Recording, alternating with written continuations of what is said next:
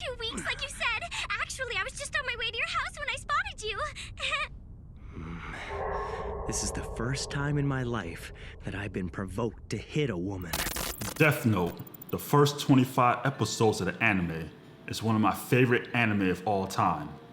It seems like many people agree too. 30 million manga copies sold, an anime adaptation, several movie adaptations, 3 video games, character cameo appearances from the series and video games, a TV drama, a musical, and light novel. But this video is not about how awesome Death Note is. Oh no, no, no. It's the dangers of submission, what you need to watch out for in your relationships, and its relation to everyone's favorite Death Note waifu, Misa. 3 traits make Misa and anyone else especially vulnerable to the dominance of others. Here's why submission is dangerous. Also, for the very same reasons why Misa is a wonderful relationship partner, and she just kinda chose the wrong guy. First up, naive. Popular, loving. She has a cheerful nature. She was traumatized by the death of her parents by robbers. Despite a grueling trial, the courts let the robber walk free. Misa fell into depression, but not for long, because Light Yagami, or Light, killed the robber in righteous judgment. He laid down his justice. She was relieved, and her goal became to find Light and thank him for what he had done. In the meantime, she became a successful model, which is good, until a stalker encounters her on a dark street one night. Mr. Stalker confessed his feelings for Misa, but Misa rejected him in disgust. Before he could stab Misa to death, the stalker died of a heart attack, sparing her. Turned out Misa had a fan in the Shinigami realm. A Shinigami named Jealous had killed the stalker with his death note. The price was Jealous's life. You see, Shinigami are not supposed to save human lives, only extend their own by killing humans. Another Shinigami named Rem witnessed this event and gave Jealous's death note to Misa in the human world. Rem became Misa's Shinigami companion. In time, they even became friends. Misa ends up serving as the comic relief along with Matsuda in the series. Unlike Matsuda, she does not question Light and L's stances on justice, right or wrong, or philosophy. She has chosen her side, Light's, and is happy despite her dark past. She brings this lightheartedness into others' life, including Light's, whether he wants it or not.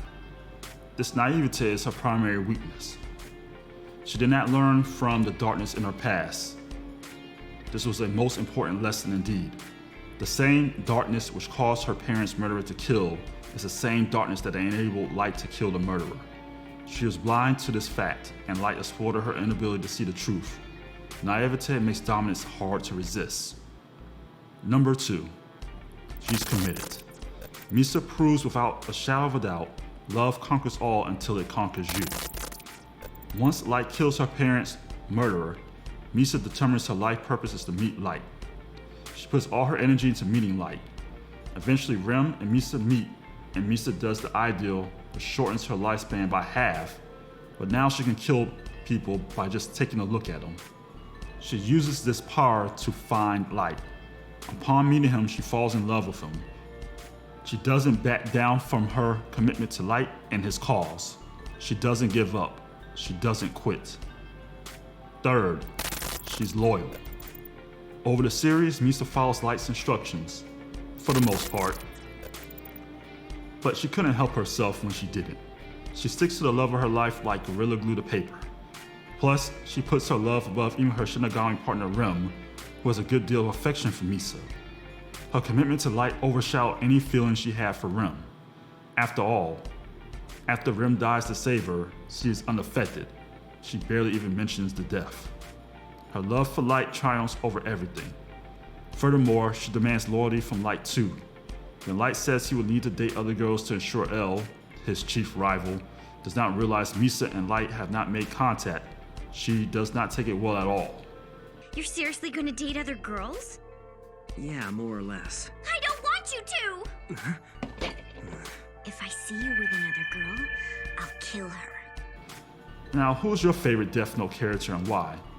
Do you like Misa? Do you think she is truly submissive or just a troublemaker? Let us know in the comments below.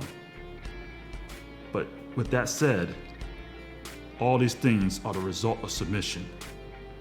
The result is pure loyalty. Most people are dismissive of submissive characters. These are the 3 reasons why Misa is the best example of submission in Death Note. Death Note is a series with heavy themes like justice, power, and potato chips. But what Death Note teaches us about is the nature of unrequited love and submission. What happens when you love someone and they don't love you back? And what happens if you choose to submit to that person's dominance, even when you are more powerful than they are? Furthermore, what happens when those closest to you watch on the sidelines, even when they know said person is not in your interests? As Alexander noted in the Power and Dominance video he created, Death Note has a little mentioned theme: if you do not lead, you follow. I'll take this point a bit further. Following is not inherently bad, but if you follow the wrong person, you'll likely share the same fate as your leader. Like Misa, dead. And remember, don't be a Misa for the wrong person.